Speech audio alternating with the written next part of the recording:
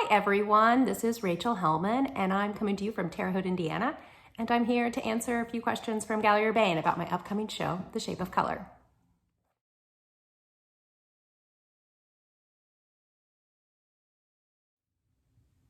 So yes, I'm always listening to something in the studio. It actually runs probably quite the gamut. When I start my day, I find that my mind is sharpest in the morning. That's always been the time that I like to work the most. And the first hour or two is what I consider the heavy lifting. And that's when I'm looking at all of my work, sort of analyzing, deciding, and making decisions that require a lot of focus. And for those moments, I'm always listening to music, but depending on my mood, it's all over the place. And then after those first few hours of the day, I usually switch to implementing my decisions, which calls for a different level of focus. And this is quite tedious, and I sort of just need to stay on task. And so at that point, I might switch to podcast or other sort of more story type items to sort of keep me engaged and keep me company during the sort of more laborious types of work.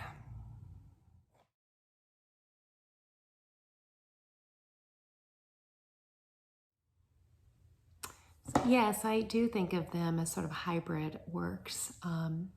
First off, the seed for this series of paintings, I think was planted about a year ago. I went to the aquarium in Chicago with my daughter and we spent the whole day there. And I was just really intrigued by the color of both the kind of aquatic life and also some of the plants. And was just, did a bit of reading and just so mesmerized by the type of color that can exist in nature that tends to be not what I think of natural. And it sort of led me to do a bit of an investigation of pigments and neon color. And then shortly after that, I had been in Boston. I went up to the Addison Gallery of American Art and saw the Light and Space show. And at that time too, a lot of those pieces have so much to do with reflective color. And so I was just thinking of how reflective color adds another layer of dimensionality. And so that was sort of the seed for these pieces. And I would say that another way that they're sort of hybrids is they sit in between some of the different bodies I've made. And I kind of see them as bridging the gap between some of the aluminum pieces, which were shaped on the exterior edge, but very flat and very much hugging the wall. And the pieces that became quite sculptural and protruding from the wall, sometimes 5 or 7 inches, that I was working on a couple of years ago.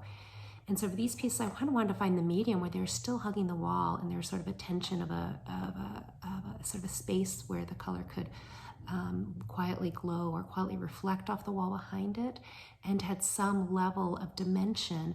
But most of the dimension was depicted visually through the use of paint and a more sort of quiet way of sort of playing with illusion.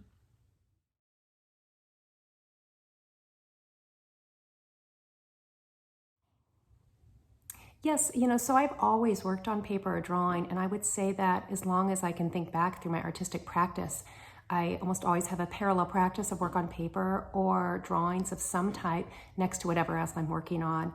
And I find that conversation is critical in my practice. It's critical in the development of ideas. Paper and types of drawing has always been more sort of free-flowing, intuitive. There's this sort of ability to make mistakes and redo. That's a little bit different when you're cutting a piece of wood. It's a lot less forgiving. I always say that anything can be redone, but with certain levels of time, and there is a sort of preciousness on that. And the other flip side is, with my sculptural pieces and my shape pieces, I sand them down and I adjust color sometimes 10, 20 times to get it just exactly the right nuance. And there's something with the paper that's more spontaneous. I can't do that. And so there's an amount of thinking on my toes that is another element that is really critical in the sort of conversation that happens between the two of them.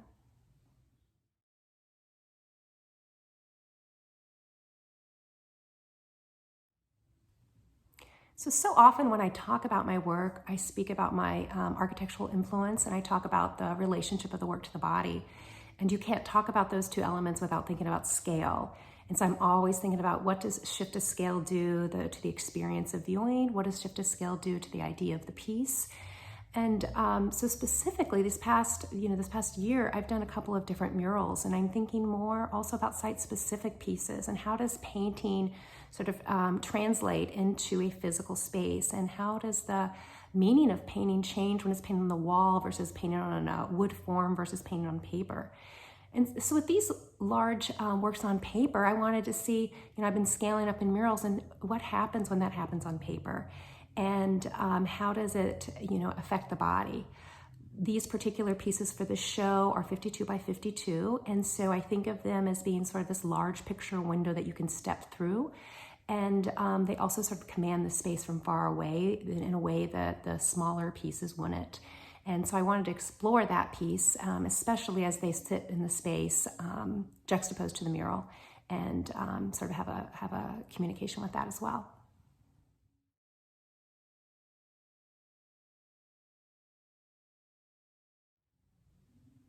Leaning Toward the Sun is a site-specific installation that I created for the Rockwell Museum of Art in Corning, New York.